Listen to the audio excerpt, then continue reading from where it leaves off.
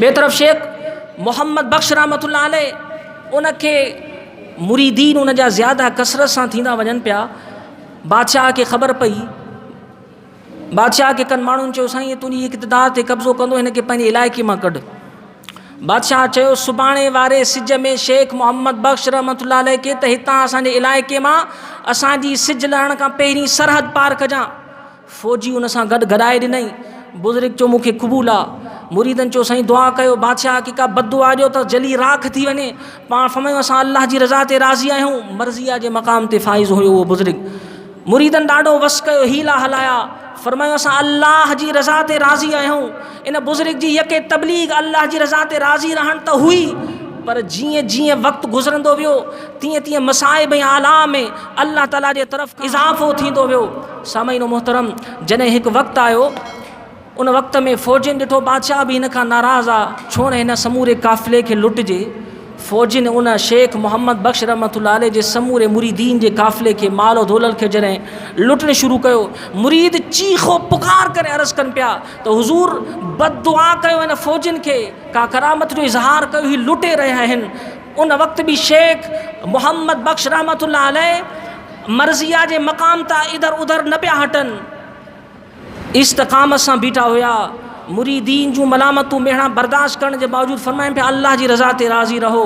जॾहिं शेख मोहम्मद बख्श रहमतुल्लाह अलैह जी ॾाचीअ ते उन जे पोयां मासूम हिकु न्याणी उन जी वेठी हुई ऐं उहे फ़ौजी काफ़िले खे लुटींदा लुटींदा शेख मोहम्मद बख्श रहमतुल्लाह तआला अलैह जी न्याणी खे अची करे हथु विझी उन्हनि जे कननि मां वालिन खे सोन खे जॾहिं पटणु शुरू कयनि, उन मासूम बचड़ी चीखो पुकार कई ऐं तड़पण लगी। उन वक़्तु शेख मोहम्मद बख्श रहमतुल्लाह अलैह जो मर्ज़िया जे मक़ाम ते फ़ाइज़ थियणु हिकु वॾो मरहलो हो। साबित कदम इन घड़ीअ में वॾो मुश्किल ऐं महाल मरहलो हो। इन वक़्तु शेख मोहम्मद बख्श रहमतुल्लाह अलैह इन मक़ाम ते पाण इस्तक़ामत न करे सघिया, न्याणी जी तड़पण खे बर्दाश्त न करे सघिया। सामईन मोहतरम, पाण संदन के हथ में छुरी हुई, करामत जो इज़हार कंदे इन न्याणी जी तकलीफ़ खे ॾिसी ऐं फ़ौजियुनि खे लॻायनि। 600 फ़ौजी त फ़ौत थी विया उन जी करामत सां।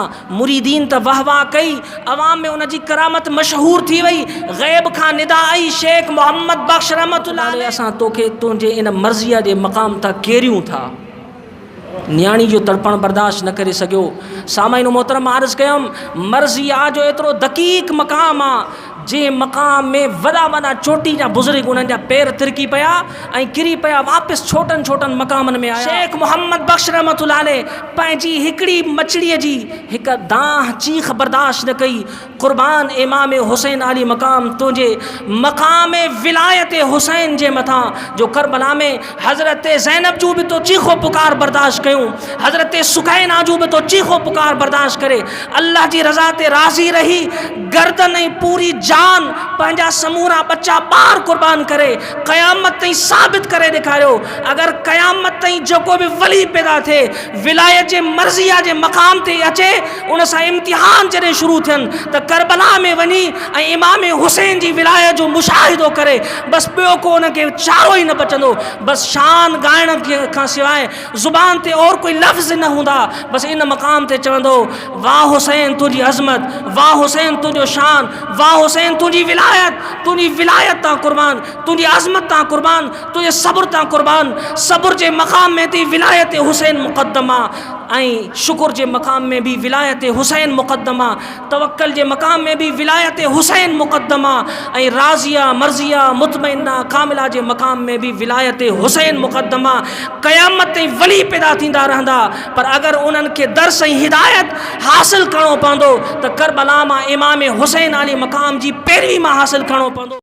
मज़ीद वीडियोज़ के लिए हमारा यूट्यूब चैनल सब्सक्राइब करें और बेल आइकन पर क्लिक करें।